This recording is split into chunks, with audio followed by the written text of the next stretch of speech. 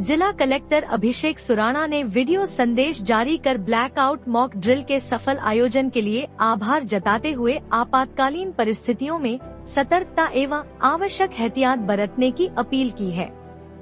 जिला कलेक्टर सुराणा ने बुधवार को संपूर्ण जिले में ऑपरेशन अभ्यास अंतर्गत आयोजित ब्लैकआउट मॉक ड्रिल में सभी जिलेवासियों के सहयोग के लिए आभार व्यक्त किया और कहा कि इसी प्रकार भविष्य में भी आने वाली आपातकाल परिस्थितियों के मद्देनजर समुचित तैयारी रखें तथा आवश्यक सावधानियां रखते हुए आपातकालीन परिस्थितियों से निपटने के लिए मुस्तैद रहें। अनाधिकृत और अपुष्ट जानकारी साझा नहीं करें। सोशल मीडिया प्लेटफॉर्म एवं अन्य मीडिया पर आधिकारिक जानकारी ही साझा की जाए। सोशल मीडिया पर प्राप्त किसी भी अनाधिकृत सामग्री को साझा करने से पूर्व जांच करें कि क्या कहीं इसे आधिकारिक तौर पर पोस्ट किया गया है। राष्ट्रीय सुरक्षा को देखते हुए अनाधिकृत सामग्री को शेयर करने से बचें तथा अन्य लोगों को भी इस बारे में जागरूक करें। जिला कलेक्टर सुराणा ने कहा है कि आपातकाल परिस्थितियों को देखते हुए 2-3 मिनट लंबा सायरन बजने पर आवश्यक एहतियात व सावधानियां बरतें। दिन के समय में सायरन बजने पर यथास्थिति किसी सुरक्षित स्थान, भूमिगत स्थान, बंकर आदि में चले जाएं तथा वाहन आदि जहां कहीं भी हो उन्हें खड़ा कर सुरक्षित स्थान की ओर प्रस्थान करें। धीरे तथा कम समय के लिए सायरन बजने पर पुनः सामान्य स्थिति में लौटें। इसी प्रकार रात के समय सायरन बजने पर सबसे पहले अपनी लाइट बंद करें तथा सुरक्षित स्थान की ओर प्रस्थान करें।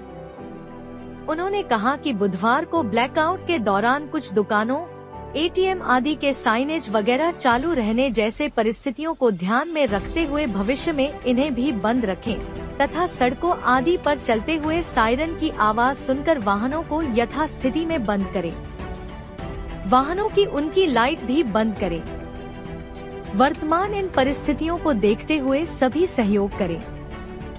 किसी भी प्रकार की संदिग्ध वस्तु मिलने पर प्रशासन को सूचित करें तथा आधिकारिक सूचना के लिए इंतजार करें। इस संबंध में किसी भी प्रकार की सूचना, समस्या के लिए जिला स्तरीय नियंत्रण कक्ष को भी सूचित किया जा सकता है। जिला स्तरीय नियंत्रण कक्ष के दूरभाष नंबर 015622511322 है।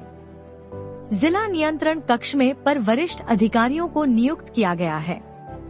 उन्होंने कहा है कि किसी प्रकार से घबराएं नहीं तथा प्रशासन का सहयोग करें।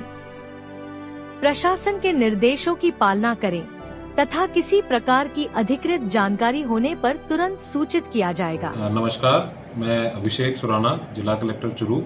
आप सभी चुरू वासियों का सबसे पहले तो बहुत बहुत धन्यवाद देना चाहूँगा।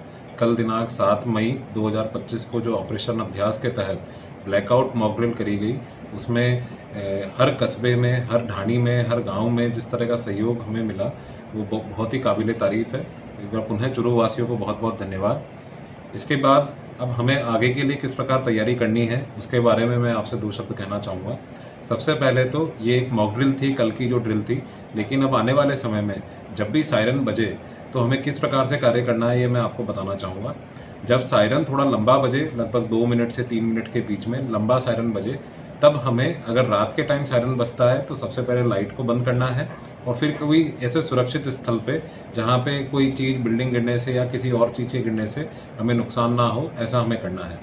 फिर जब सायरन बजना बंद होगा तो हमें लाइटें ऑन नहीं करनी है।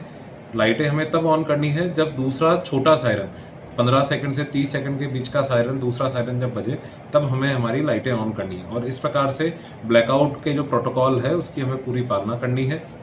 साथ में ही अगर ऐसा दिन में हो कि दिन में भी सायरन बजता है तो दिन में जब सायरन बजे, जब लंबा सायरन बजे 2 मिनट से 3 मिनट तक का, तो कहीं ना कहीं सुरक्षित स्थान पे आपको अपना आश्रय लेना चाहिए, चाहे वो किसी बेसमेंट में हो, किसी बंकर में हो, उस तरह से अपना आश्रय ले। और जब छोटा सायरन बजे तब आप उन्हें अपने सुरक्षित स्थल से बाहर निकलें।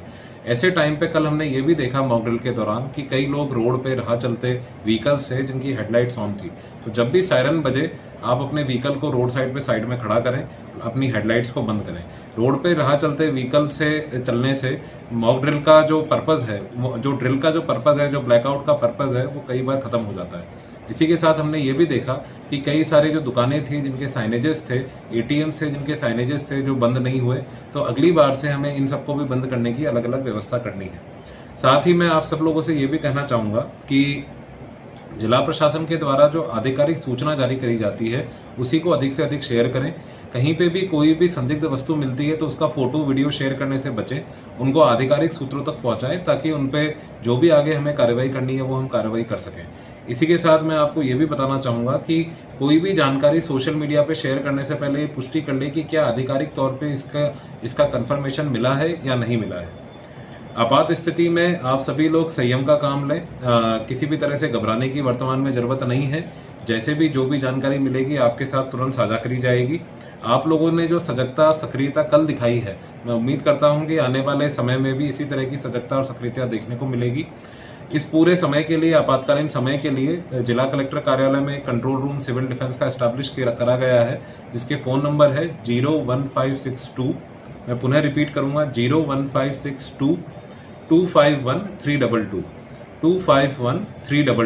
इस सिविल डिफेंस कंट्रोल रूम पे आप किसी भी तरह की जब भी कोई स्थिति होती है आप तुरंत सूचना साझा कर सकते हैं। 24 घंटे कंट्रोल रूम चल रहा है जिसमें सीनियर ऑफिसर्स को हमने लगाया है।